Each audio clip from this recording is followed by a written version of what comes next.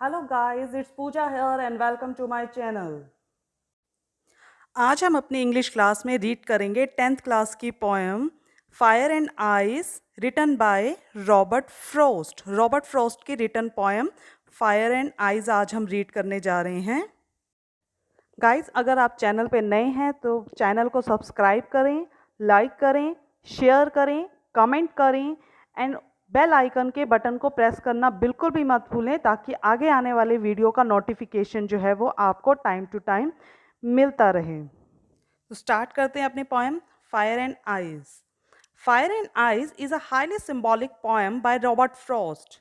ये संकेतात्मक कविता है Robert Frost के द्वारा लिखी हुई।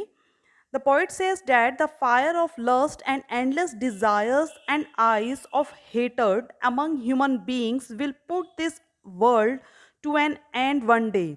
इस कविता में पोएट क्या कहना चाह रहा है? वो कहता है कि फायर ऑफ लस्ट, जो हमारी आकांक्षाएं हैं, एंड एंडलेस डिज़ायर, जो हमारी असीम इच्छाएं हैं, ये किसका काम करती हैं? अग्नि का काम करती हैं। और एक दिन इस इच्छाओं से, इन हमारी आकांक्षाओं से इस संसार का अंत हो जाएगा। दो तरीकों से संसार का अंत होगा।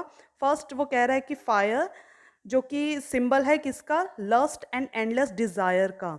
जो हमारी आकांक्षाएं हैं, जो हमारी इच्छाएं हैं, वो अग्नि का काम करती हैं और इससे संसार का अंत होना निश्चित है।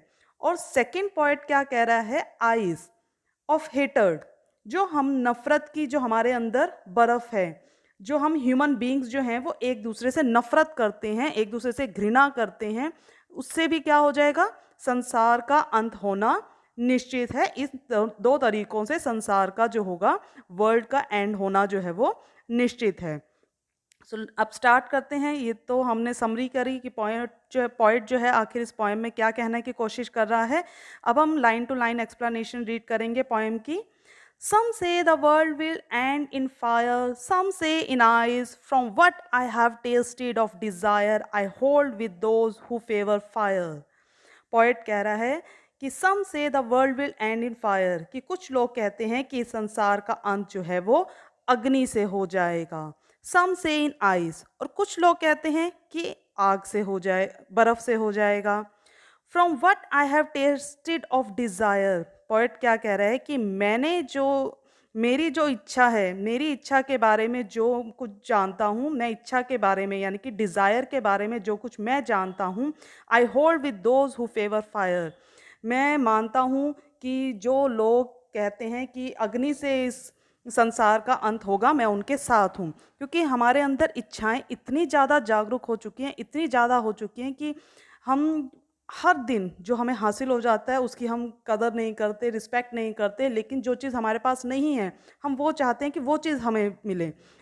तो इससे क्या हो जाएगा? जितनी हमारी आकांक्षाएं जो हैं वो बढ़ती जाएंगी, उससे क्या हो जाएगा?